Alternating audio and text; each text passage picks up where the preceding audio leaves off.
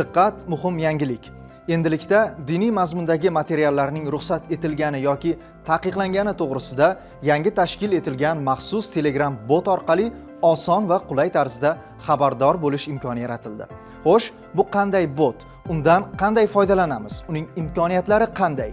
Keling, ushbu savollarning javobini birgalikda ko'rib chiqamiz. Bugungi kunda ijtimoiy tarmoqlar orqali ekstremistik va radikal g'oyalarning tarqalishi jamiyat barqarorligiga jiddiy xavf tug'dirmoqda. Shu bois aholining, ayniqsa yoshlarning huquqiy savodxonligini oshirish, ularni noqonuniy diniy materiallar ta'siridan himoya qilish hamda zamonaviy raqamli yechimlar orqali profilaktik choralarni ko'rish dolzarb ahamiyat kasb etmoqda. Shu maqsadda Davlat xavfsizlik xizmati, Ichki ishlar vazirligi hamda din ishlari bo'yicha qo'mita tomonidan taqiqlangan diniy materiallardan ogohlantirish va xabardor qilish tizimi Din.uz-bot maxsus chat boti ishga tushirildi. Ushbu platforma orqali fuqarolar diniy materiallarning dinshunoslik ekspertizasi xulosasi mavjud yoki mavjud emasligini, shuningdek ayrim shaxs va tashkilotlar faoliyati qonunchilikka muvofiq yoki taqiqlanganini tekshirish imkoniyatiga ega bo'ladilar.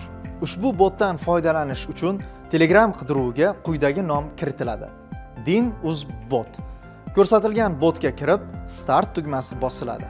Shundan so'ng botdan foydalanish imkoniyati paydo bo'ladi. Tizimda foydalanuvchilar uchun lotin yoki kirill alifbosini tanlash imkoniyati mavjud.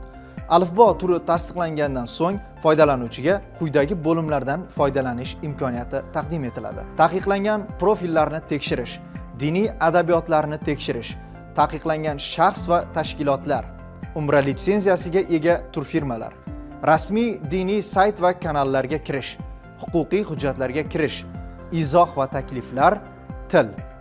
Shundan so'ng foydalanuvchi uchun zarur bo'lgan bo'lim tanlanadi va so'rov yuboriladi.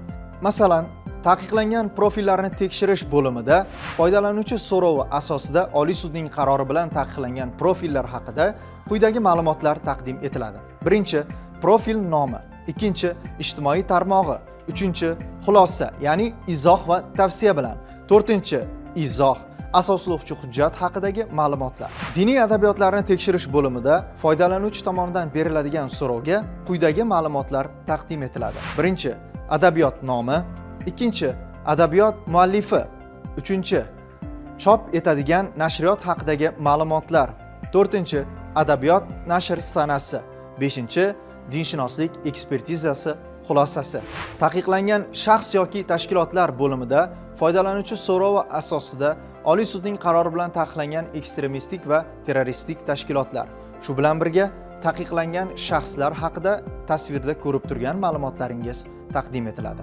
Shu bilan birga fuqarolar ishonchli va rasmiy diniy axborot manbalariga tezkor kirish imkoniyatiga ega bo'ladilar.